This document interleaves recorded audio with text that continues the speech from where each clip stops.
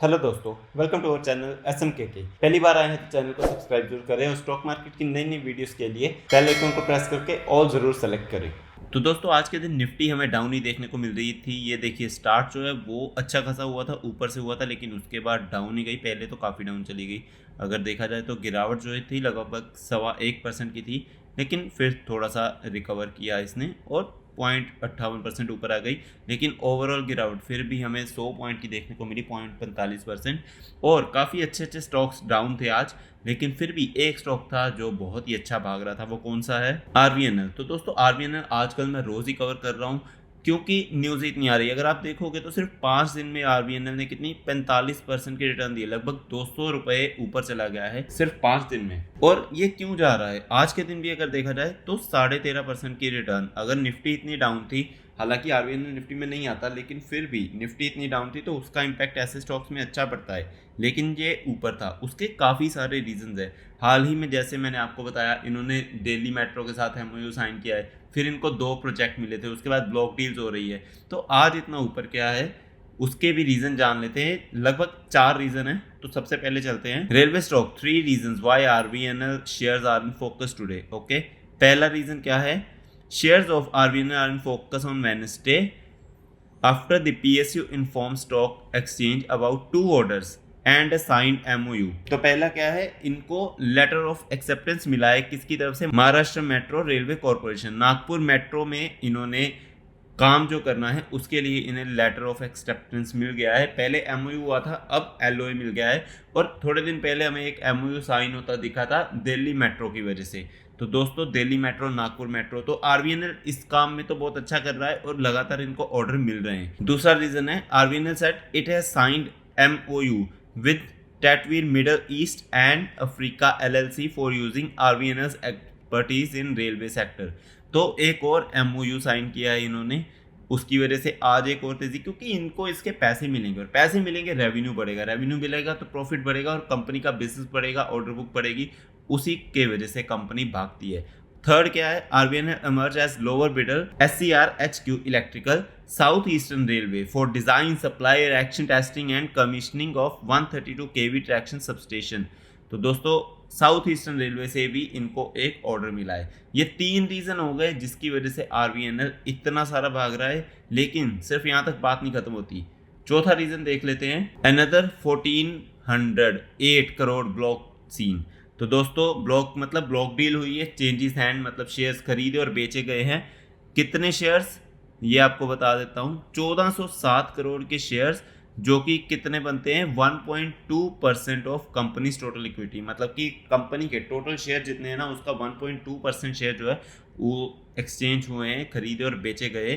कितने average price पे? 580 के, जो कि बहुत ही बड़ी बात है। और दोस्तों, आप सबको पता है कि बजट भी पास आ रहा है, 23 जुलाई को बजट भी आ जाएगा, तो उसमें भी देखना होगा, क्योंकि हमें पता है लास्ट बजट में भी ऐसे हुआ था। रेलवे के लिए बहुत कुछ किया गया था सरकार की तरफ से। अभी क्या होगा? फिर से बजट आ रहा है, तो रेलवे के लिए तो कुछ ना कुछ होगा ही।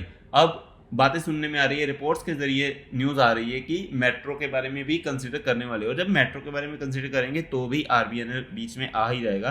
तो दोस्तों, यही कुछ रीजंस हैं RVNL इतना तेज भाग रहा है। और ऐसा नहीं है कि ऐसा भागता रहेगा, ठीक है, ऑर्डर मिलते रहेंगे तो भागता रहेगा। मतलब इसमें कुछ जादू नहीं है कि RVNL ऐसे ही बिना रीजन के भागता रहेगा। इनको ऑर्डर मिल रहे हैं तो भाग रहा है, ऑर्डर मिलने बंद हो जाएंगे तो रुक भी जाएगा। कोई रिकमेंडेशन नहीं। अगर आप सोचो कि मैं बोलूँ कि इसको खरीदना चाहिए, नहीं, बिजनेस को समझो। अगर आपको लगता है, क्योंकि मेरा मानना है कि इंडिया बहुत ही बड़ी कंट्री है और इंडिया में रेलवे का काम रुकने नहीं वाला, तो मुझे ऐसा लगता है कि RVNL अच्छा स्टॉक है।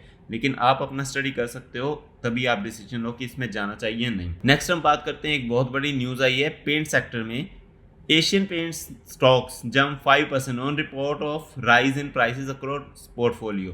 तो एशियन पेंट्स ने क्या किया है कि पूरे पोर्टफोलियो, मतलब कि अपने जितने भी उनके प्रोडक्ट्स हैं उनमें प्राइस इंक्रीज करने की बात की है बाय अप टू 1%, मतलब 1% के आसपास। तो दोस्तों, ये क्यों होता है? हर साल ही ऑलमोस्ट ये बढ़ाते हैं और अपना प्राइस बढ़ाएंगे। एशियन पेंट्स अपना प्राइस बढ़ाएगा तो उससे क्या होगा? जैसे उनकी सेलिंग होगी तो रेवेन्यू बढ़ेगा और कॉस्ट कटिंग भी उतनी ज़्यादा होगी, क्योंकि इनके एक्सपेंसेस भी होते हैं, तो खर्चे फिर उतने ही ज़्यादा हो जाते हैं। तो नेट प्रॉफिट जो है वो अच्छा आने के लिए इनको प्राइस बढ़ाने पड़ते हैं। और जैसे ही ये न्यूज़ आई, एशियन पेंट्स कहाँ चला गया ये देखिए 3.27%। पहले थोड़ा नॉर्मल जा रहा था लेकिन न्यूज़ आई तो ये ऊपर भाग गया। वैसे एक साल की परफॉर्मेंस देखे तो डाउन है, एशियन पेंट ज़्यादा ऊपर नहीं गया, लेकिन 5 साल में देखो तो इसने 120% की रिटर्न दी है।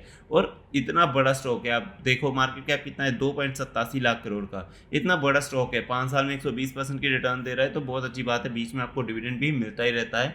और इसी के साथ ये न्यूज़ आई, साथ में ही शेर खान का मैसेज आ गया कि भैया टारगेट है 3385 का, बाय कर लो एशियन पेंट। तो आप देख ही सकते हो, Sharekhan is bullish on Asian Paints, has recommend buy rating on the stock with the target price of ₹3385। ये अपनी रिसर्च करते थे, जो भी ऐसे एक्सपर्ट्स होते हैं ये अपनी रिसर्च करते रहते हैं, उसके बेसिस पे टारगेट दे देते हैं। ये लॉन्ग टर्म भी होते हैं, शॉर्ट टर्म भी होते हैं, तो आप अपना स्टडी करके जा सकते हो। नेक्स्ट एक और बड़ी न्यूज़ है जो सारी लाइफ इंश्योरेंस कंपनी के लिए है, वो कौन सी है? तो जितनी भी लाइफ इंश्योरेंस कंपनी है वो अपने टर्म इंश्योरेंस का प्रीमियम बढ़ाने वाले हैं। तो आप देख सकते हो HDFC लाइफ इंश्योरेंस ये कितना है बाय 10%, मैक्स लाइफ इंश्योरेंस कितना बढ़ाने वाले हैं 1 to 6%, बजाज अलायंस की बात करें वो भी 1 to 6% बढ़ाने वाले हैं, टाटा AI की बात करें 3 to 10%, ICICI प्रूडेंशियल ने अभी बोला नहीं है लेकिन जल्दी बढ़ा देंगे 3 से 5%। की रीज़न क्या बताए जा रहे हैं कि इन्फ्लेशन एडजस्टमेंट वो सबको करना पड़ता है।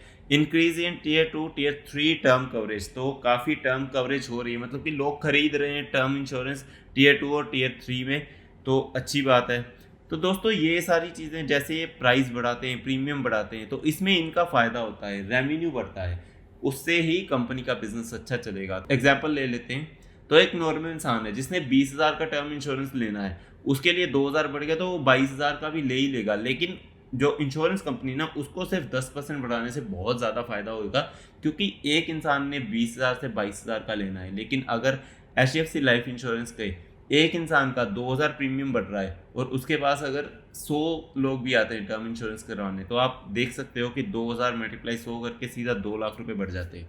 तो दोस्तों अच्छी बात होती है इंश्योरेंस के लिए अगर वो प्रीमियम बढ़ाते हैं, तो इसका इम्पैक्ट हमें ज़रूर देखने को मिलेगा। नेक्स्ट बात करते हैं सुज़लोन एनर्जी, काफ़ी चर्चा में रहा है ये स्टॉक। उसका रीज़न ये है कि स्टॉक ने काफ़ी इंप्रूवमेंट की है, एक साल की परफॉर्मेंस देखो तो 215% की रिटर्न।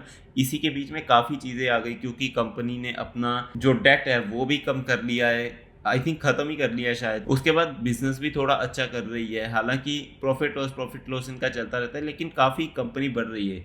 आज के दिन थोड़ा डाउन थी, लेकिन आज के दिन क्या हुआ है कि एक ब्लॉक डील हुई है और कितने 1.58 million shares of Suzlon energy traded in block, और ये न्यूज़ आई है लगभग 3:15 बजे, तो इसलिए हो सकता है इसका इम्पैक्ट कल देखने को मिल सकता है। लेकिन मार्केट का काफ़ी इम्पैक्ट रहता है सुज़लोन पे, जब मार्केट ऐसे नीचे जाती है तो ऐसे जो छोटे स्टॉक्स होते हैं ना, उनमें ज़्यादा हमें देखा जाता है कि वो ज़्यादा डाउन जाते हैं। अगर आप देखोगे तो यहाँ से पहले बीच में ऊपर गई थी, उसके बाद टॉप लेवल से अगर नीचे देखो तो लगभग 3.20% के आसपास नीचे थी। तो जो छोटे स्टॉक होते हैं उन पे काफ़ी इम्पैक्ट पड़ता है। सुज़लोन हालांकि छोटा नहीं है, 74,000 करोड़ का मार्केट कैप है, लेकिन अगर इसकी हालत देखोगे आप 5 साल में तो ऊपर ही गया है, मैक्सिमम देखोगे तो कहाँ से नीचे आया है, क्योंकि पावर सेक्टर में, एनर्जी सेक्टर में कुछ हो नहीं रहा था, जो क्लीन एनर्जी ग्रीन एनर्जी में।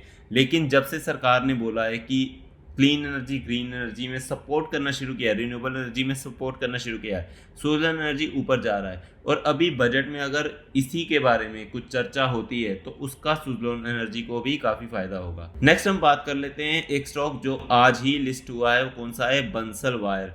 तो दोस्तों कितने पे? 36.86% के प्रीमियम पे लिस्ट हुआ है, बहुत ही अच्छी बात है। मतलब ये स्टॉक 250 के आसपास का इसका IPO था, आज ही लिस्टिंग प्राइस हमें देखने को मिला 350। तो जिन्होंने तो लिस्टिंग गेन के लिए जो लोग आए होंगे उन्हें 4,500 का फ़ायदा तो ज़रूर हुआ है एक लोट के हिसाब से, तो अच्छी बात है। और IPO आजकल काफ़ी चल रहे हैं, तो अगर आपको बिजनेस अच्छा लगता है तो आप जा सकते हैं। हालांकि ये बहुत ही छोटी कंपनी, तो वो चीज़ आपको ज़रूर ध्यान में रखनी चाहिए, इसीलिए सोच समझ के जाना चाहिए। नेक्स्ट और लास्ट कंपनी की तरफ चल लेते हैं, वो कौन सी है? AIML, alliance integrated metallics. तो दोस्तों आज के दिन काफ़ी हद तक डाउन थी, 9.71%, लेकिन पिछले एक महीने की परफॉर्मेंस देखें तो ठीक ठाक चल रहा है।